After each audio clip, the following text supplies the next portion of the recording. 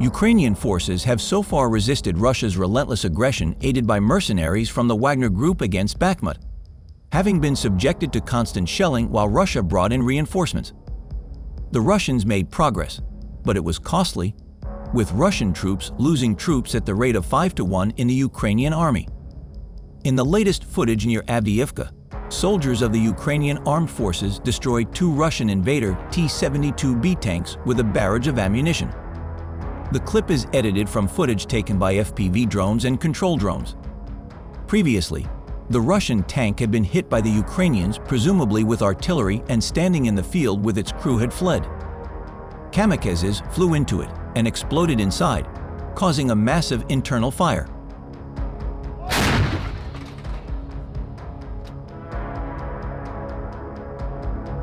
After a successful counterattack, the Ukrainian Armed Forces managed to regain control of a portion of the area along the E40 highway north of Bakhmut. Fighting is still raging in eastern and southern Ukraine, where Russian troops control most of the territory captured since the invasion. For places like Bucha, hundreds of miles from the battle, war is still being felt with regular air raid sirens telling residents to take cover from air raids that have caused massive power outages. Ukrainian forces regained control of the small towns of Bucha and Irpin in northwestern Kyiv in late March last year, when the Russian invasion force abandoned attempts to take the capital.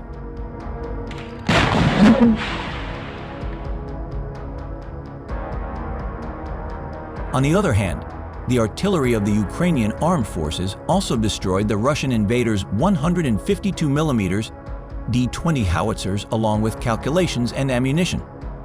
The video is captured by an unmanned aerial vehicle, whose operator may find the target, set the precise geodetic coordinates, send it to the military, and record the results. Separately, the Ukrainian Armed Forces aviation artillery and missile units destroyed 17 attackers in the Kherson direction. Apart from that, the Ukrainians also destroyed an electronic warfare station, a tank, an unmanned aerial vehicle control station, 2 UAVs, 2 mortars, 2 ammunition depots, an observation post, 2 cars, and an anti-drone weapon of the Russian invaders. The press service of the Southern Operations Command reported this today in a report published on the official page of the social network Facebook.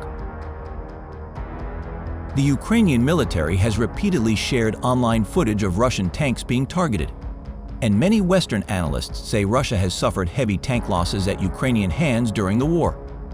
Last week, the Ukrainian military warned that Avdiivka could become a second Bakhmut, which has been reduced to rubble in what both sides call a meat grinder. Russia continued to attack Bakhmut, while Ukrainian troops repelled more than 60 attacks in the last 24 hours on the Eastern Front, some of which led to Avdiyivka, Ukraine's general staff said on Monday. On the night of March 31, Russian troops attacked Ukrainian territory with the help of S-300 air defense missiles and shade drones. 9 UAVs shot down by Ukrainian soldiers. Meanwhile, a planned Ukrainian counteroffensive seemed unlikely for several weeks, as troops from the Russian Wagner mercenary group continued to bombard Bakhmut and drew ever closer to seizing control of the city. However, that effort cost a lot of manpower and resources, and now seems to have slowed down. Russian shelling was concentrated around the embattled town of Bakhmut, as well as Avdiivka and Mariinka in Donetsk, and Kupiansk in the Kharkiv region, the military said. A top U.S. general says the battle for Bakhmut has turned into a slaughterhouse for Russia. Ukrainian defenses have withstood dozens of daily Russian ground assaults along the Eastern Front during the 57th week of the Russo-Ukrainian War, while promised tanks and fighter jets have arrived to arm Ukraine's expected counteroffensive. The offensive stretched from Kupiansk in the Kharkiv province to Avdiivka in the south of Donetsk. But the heaviest fighting appears to have been at Bakhmut, where geolocation footage shows Wagner Group mercenaries making advances from 28 to 29 March. The General Staff of the Ukrainian Armed Forces said Russian troops had met it with partial success. Footage provided by the Russian newspaper RIA Novosti states Wagner mercenaries have captured the Azov industrial complex inside Bakhmut. But the Ukrainian defenders were not evacuated. "We are holding the Bakhmut fortress," wrote the commander of the Ukrainian ground forces, Colonel General Oleksandr Syrsky.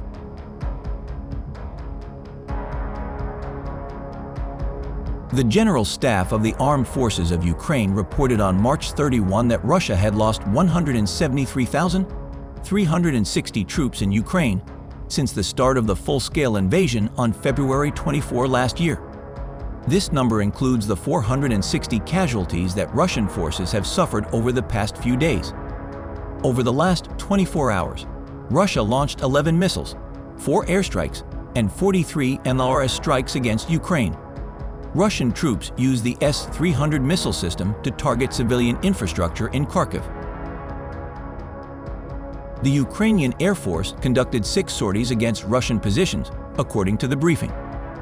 Ukrainian rocket and artillery forces attacked 1 control point, 6 Russian makeshift bases, 2 ammunition depots, and 2 fuel depots. Eastern Forces spokesman Serhiy Cherevity said Wagner's unit was now being reinforced by regular Russian troops because of this defeat. British military advisor Ian Stubbs told the Vienna Organization for Security and Cooperation in Europe that Russia had suffered heavy casualties in Bakhmut. Their offensive appears to have stalled. Reports indicate that the Russian military and Wagner Group urgently need to replenish personnel and ammunition stocks. Some 30,000 Russian fighters have been killed or wounded since the battle for Bakhmut began 9 months ago, with Wagner-dominated forces advancing only 25 kilometers 16 miles this time, Stubbs said. Separate attempts by Russian forces to outflank nearby Avdiivka culminated in failure. This attack now has not only been futile, but actually dangerous to Russia's preparations for the next phase of this war, which will revolve around an impending Ukrainian counterattack, wrote the Washington, D.C.-based Institute for the Study of War in a statement. The analysis. Ukraine's National Resistance Center said Russia was looking to hire 2,000 mercenaries from Belarus to supplement its dwindling number of experienced fighters, and had also hired 100 mercenaries from Angola. The head of the Wagner Group, Yevgeny Prigozhin, said Ukraine was holding 200,000 troops in reserve to attack the Eastern Front.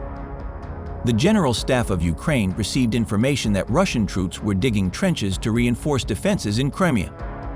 But Putin sought to deny Ukraine's offensive capacity on Russia 24 television, saying it would take the United States a month to replace the shells that Ukraine fires in 3 days.